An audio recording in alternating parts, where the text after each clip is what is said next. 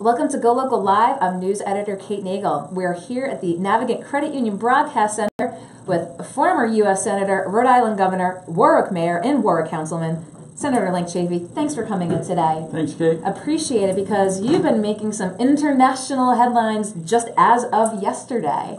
So talk to us. You talked with Russian press. How did that come to be? Did you contact them? Did they contact you? Tell us a little bit about how that came to be. Well, first of all, after I left the U.S. Senate in 2007, I was invited to serve on a board in Ukraine and accepted. And as a result of that, went to Kiev, Donetsk, Lviv, various cities in Ukraine, probably 12, 15 times. For our meetings there, and thus got interested in what's happening in that part of the world. And when I was running for president, Russian TV often would come and talk to me and ask me questions, so I got to know them through the presidential run, and they approached me to answer some questions on this panel with Ed Schultz. Yeah, it was very interesting. So talk with us a little bit about what you had discussed with them about the current state of affairs between the Trump administration and Russia. So, give us what's your take on what's going on? Well, as I said on the show, Kate, I find it regrettable that this powerful country, I mean, there's really no one second in military to us. In fact, once on a Senate hearing, I asked that question of a general that was appearing before us talking about international military powers. And I said, who's second to us, the United States? And this general said, he thought for a while, and then he said, probably the United Kingdom. Yeah. The point is, there is no second. Yes. We're a behemoth. And so by virtue of having that strength, we should be reaching out and finding common ground, and that's what I was saying on the show. And I regret that Donald Trump, when he talks about finding that common ground with Russia, he gets vilified for it. And we should be doing it with Venezuela, we should be doing it with Iran, we should be doing it with other countries because we are so strong, not only militarily, but economically. I mean, we are the economic power of the world also. Now, when you say he's being vilified and what's going on politically in Washington right now, does it have to do with the timing of communications? There was so much focus on Flynn's, did he talk with them before the inauguration? And is that a valid point? Are they mired sort of in the minutia? And how is D.C. handling this? Does the timing of their talks with Russia, should it be something that folks should be paying attention to? Well, if you want to look at the whole picture of what's happening with the Trump administration, I think it is, I of course didn't support them and I oppose most of their agenda, especially today, what I heard today. But they came in as outsiders. That's very rare. Maybe Jimmy Carter was the last person to come into the White House as an outsider. And so you come in without the apparatus that comes in with the administration, coming out of the think tanks and all the people that join the administration that rotate through as Republicans and Democrats go back and forth. He didn't have that, and he's getting off to a terrible, rough start. And the media don't like him. I mean, none of the media supported him. Of course, you've got some Republicans that ran against him, Lindsey Graham and Ted Cruz and Marco Rubio. So and then of course the Democrats being partisan, doing their job, and you add that all together, it's a tough start for him. So do you think that he came in, you mentioned as an outsider, behind the eight ball? He's been making a lot of accusations that there's leakers in the FBI, the national security. Do you think, I mean, you know the D.C. landscape. I mean, could that be a viable possibility that folks are getting this out there just to take him down? Well, it is a new media world. I mean, here we are in the studio. In the studio, and everything's instant. It's tweeting. It's changing fast, and so a lot of accuracy has been lost in these changes. Yes. If who's ever fast getting that tweet out, never mind if it's accurate or not. I got it out first, and there's that race. And so, yeah, I think there's some legitimacy. There's so much, everyone's talking about fake news. There is a lot of fake news. I see it all the time. And there is an agenda by the media. I mentioned running for president. In my run for president, the Democratic media wanted Hillary Clinton, and I don't even think they gave Bernie Sanders a fair shot. And so, yeah, he's right. All these combination of factors. Yes. So do you think that, as you said, he's having these conversations with Russia, and how do you think he'll do on the international stage, Russia and other countries as well? Do you think he's indicated an openness? But back here domestically, I think folks question, does he have personal interests at stake? Do you think that he's gotten off to a good start in international relations, and do you have high hopes for him? Of course, I served on the Foreign Relations Committee, and I care about these issues so deeply. And as an American lover of my country, and seeing the mistakes that we've made, especially in the Iraq War, and squandering our credibility around the world by telling the world that Saddam Hussein was a threat, it was just so far from the truth. But that's what the media said. That's what Cheney said. That's what Bush said. This man's a threat. So we just squandered so much credibility, and now we're living with those ramifications. To your question, is the connection with Russia and Trump? We've meddled in other countries' elections, so it does. There's been meddling before. There's been meddling before, and I don't think that the American people are going to listen to some message out of the Kremlin. They're going to make up their own minds if they're going to vote for Hillary Clinton or Donald Trump or the Libertarian or the Green Party.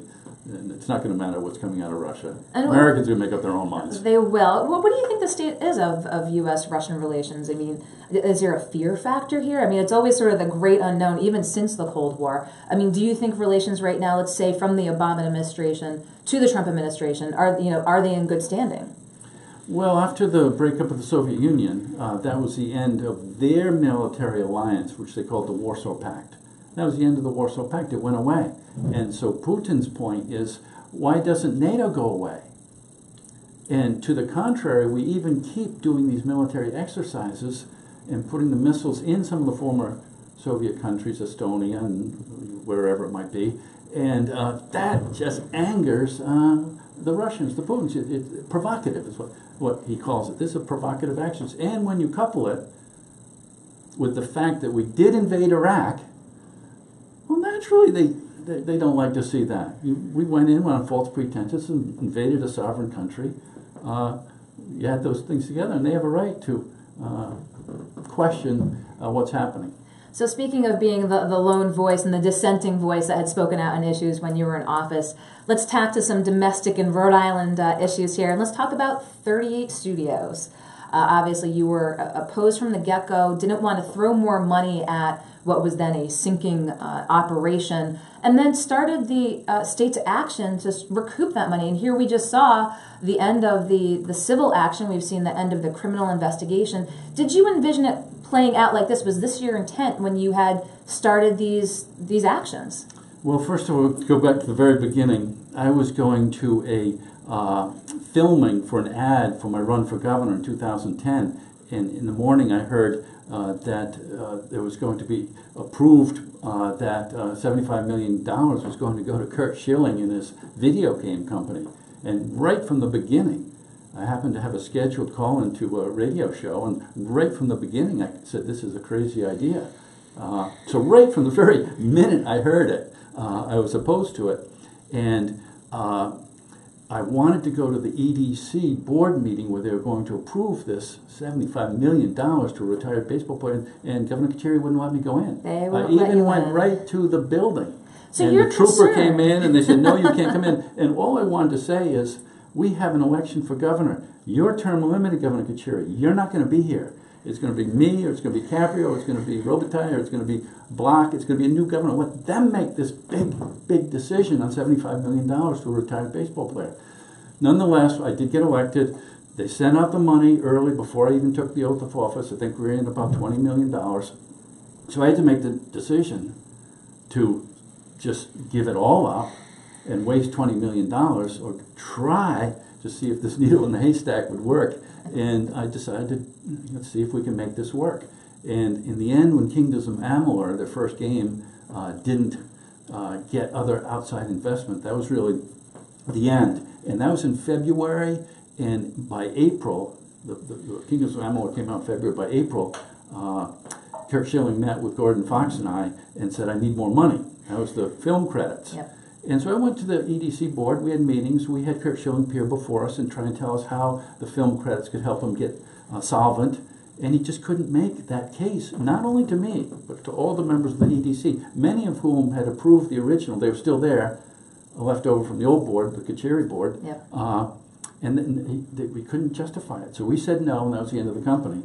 And then we sued, of course, and recouped $61 million. The taxpayers, everybody was saying, Chafee, he doesn't know what he's doing.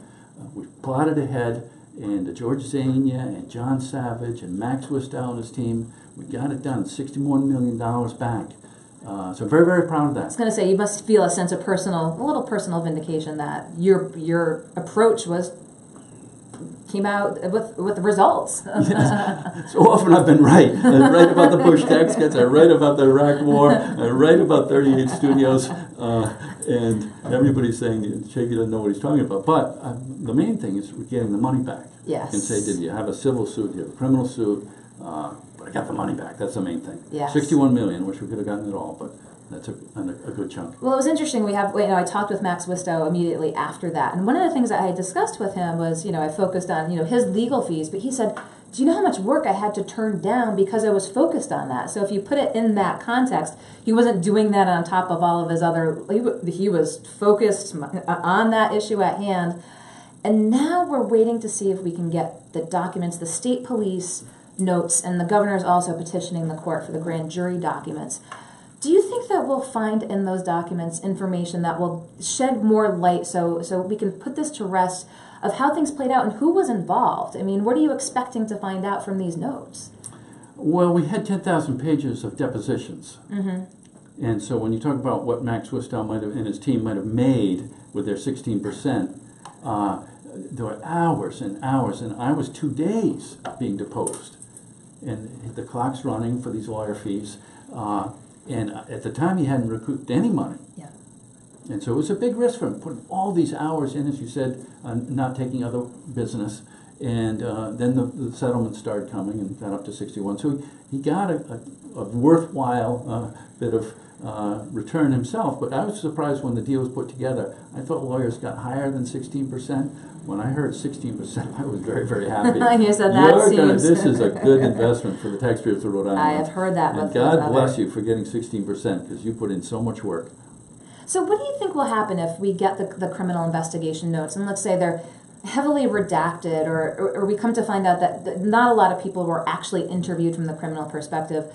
Do you think we've finally put this to bed, and do you think we ever will? Well, you're asking the wrong person about criminal investigations. That's Peter Nerona, the U.S. Attorney. And do you think he's a good U.S. Attorney? And it's Peter Camarn. Nerona does the federal, the federal crimes, and Peter Camarn does the local crimes, the state crimes. And both of them looked at it over and over again and did not pursue it. So you have to ask them that questions. Well, we have the depositions, 10,000 pages, and Max Wistow said, go ahead, release them. I was in favor of releasing them. I've never been one to hold back. So we're waiting for that last set again to see if the state police, as Gologal actually had sued the governor to get the release of those documents. The new colonel has said that they will be released, and the governor has said that she is going to, again, she has already petitioned the court for the grand jury documents. Talk about other things as well. Let's talk about the economy. We did just take a look at job creation here in the state. You probably saw that piece under your administration the last 2 years. I believe created twice as many jobs as were created under the first 2 years of this administration. Now, again, there's larger factors at play, but again, looking simply at the administrative dates and timelines, what do you have to say to this current administration's approach with commerce and how it is engaging in deals with bringing in companies and these incentives that some are saying is extreme corporate welfare? What's your take on this administration's approach, and compare that to how you had approached economic development? I've never liked corporate welfare because it's unfair to the existing businesses. That's what I've always felt. The ones that have been here for years, loyally paying their property taxes and their sewer taxes and their water taxes, and then all of a sudden some outside company comes in and gives them the candy store. I just don't like it. I don't think it's fair. And I think a better way to build the economy is through investment in education, investment in infrastructure, which we're doing with the airport and extending the runways and connecting the airport with the train station, and other infrastructure improvements.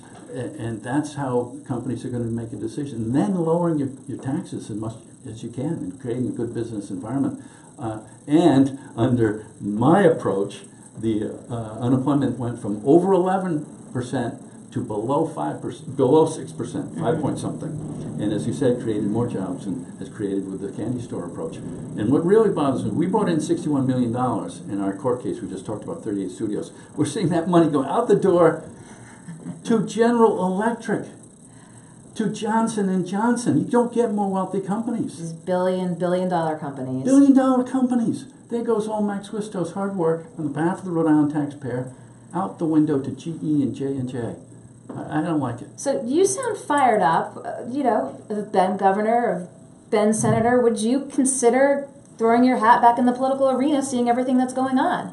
Yeah, I've been senator, been governor, been mayor, school committee. But do you have that itch? Do you say, I'm looking at the way things are right now, and I just, as you said, the corporate welfare, talking with Rhode Islanders, 18 is coming up. There's a lot of opportunities. Is it something that you're thinking and talking with family about? It's early, Kate. It's early. I'm enjoying my sabbatical. My mom's 90 and she lives in the house, so I get a chance to check in on her. It's a good time right now. My daughter qualified for the Olympics. I got to go down to Rio and watch Yes, how was the Olympics? It's a good time right now to enjoy that. Yeah, tell us about that. It was terrific. She didn't expect to win the Olympic trials, and then went down to Rio, and she did great.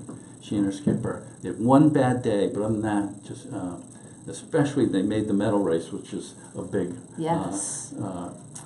accomplishment. Made Rhode Island proud. And then did well in the medal race. So yes. Looking forward to the next to go around, which is Tokyo in 2020. See what happens. So you said you're enjoying this retirement, this phase, and you said it's very early. What do you envision if it's not running for office? What do you envision? You've been so involved and so vested in the state. Teaching at Brown, you've been, over in the Ukraine. Is it domestic? Is it foreign? Where's your passion lie? Where do you see yourself in 5 years? Yeah, I've just enjoyed public service, starting as a councilman and delegate to the Constitutional Convention way back in the 80s. And I do enjoy I was on the Foreign Relations Committee in the Ukraine, all those international issues. So any way you can contribute. And if the Trump administration called you up and asked for some advice, would you heed the call? Well, obviously, they're going through some growing pains at the beginning of their administration here. Do you think he's apart from foreign relations, do you see any bright spots, and what are your major concerns out of the Trump administration? As I said, coming in as such an outsider. And even the Republican establishment, not really 100% behind him. They're supporting his nominees, but it's just so different in American experience. As I said, I tried to think of Jimmy Carter, and he came out of Georgia with his group of people as governor of Georgia. A completely different approach, but being an outsider. President Obama came in with a lot of support. George W. Bush came in with a lot of support, even Bill Clinton. This is different, and hopefully it'll straighten itself out. But the media's all over him. There's an agenda. It must be tough to try and get your feet under you, considering that you just don't have that establishment support, and then having the media on top of it. Even the old conservative media, they all were against him. Do you think that Sean Spicer has a Herculean task to try to address him, especially when you have a commander-in-chief who's tweeting and you're there at the White House press corps? Do you think he's going to be able to withstand the challenges? He's gotten a high level of scrutiny again of Rhode Islander. I mean, do you think he's going to be able to withstand this test right now? Well, my view is that